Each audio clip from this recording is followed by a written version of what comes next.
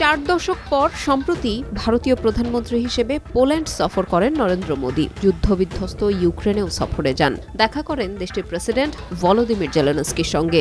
বৈঠকে দিয়েছেন শান্তির বার্তাও। এই পর্যন্ত ঠিকই ছিল। বিপত্তি বাঁধল ফেরার পথে মোদীর বিমান পাকিস্তানের আকাশপথ ব্যবহার করেছে বলে খবর চাউর হয়েছে। আর এই ঘটনায় একটু ক্ষিপ্ত ভাব প্রকাশ করেছে ইসলামাবাদ।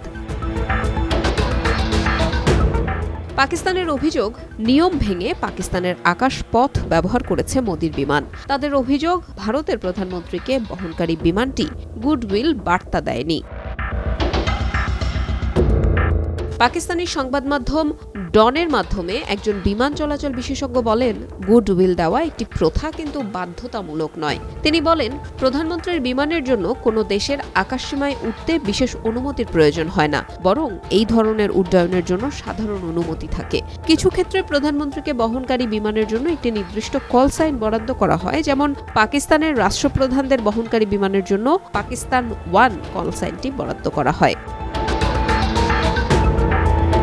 পাকিস্তানের বিমান মন্ত্রণালয়ের পক্ষ থেকে বলা হয়েছে, ভারতে ফেরার পথে মোট 46 মিনিট পাকিস্তানের আকাশে উড়েছিল মোদীর বিমান।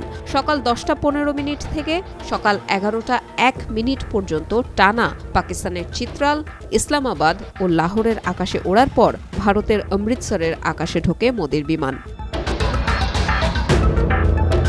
2019 সালের 26 ফেব্রুয়ারি ভারতের যুদ্ধবিমানগুলো পাকিস্তানের আন্তর্জাতিক সীমানা ও আকাশসীমা লঙ্ঘনের পর পাকিস্তান সম্পূর্ণভাবে তার আকাশসীমা বন্ধ করে দেয়। পরে মার্চ মাসে এটি আংশিকভাবে খুলে দিলেও ভারতীয় বিমানের জন্য নিষিদ্ধ রেখেছিল। ডনের একটি প্রতিবেদন বলছে, ওই বছর কাশ্মীর নিয়ে একটি উত্তেজনার মধ্যে পাকিস্তান মোদীর জার্মানিতে যাওয়ার জন্য আকাশসীমা ব্যবহারের অনুরোধ প্রত্যাখ্যান করেছিল। তবে 2 বছর পর যুক্তরাষ্ট্রে যাওয়ার জন্য সরাসরি ফ্লাইটের ক্ষেত্রে তার আকাশসীমা ব্যবহারের অনুমতি দিয়েছিল।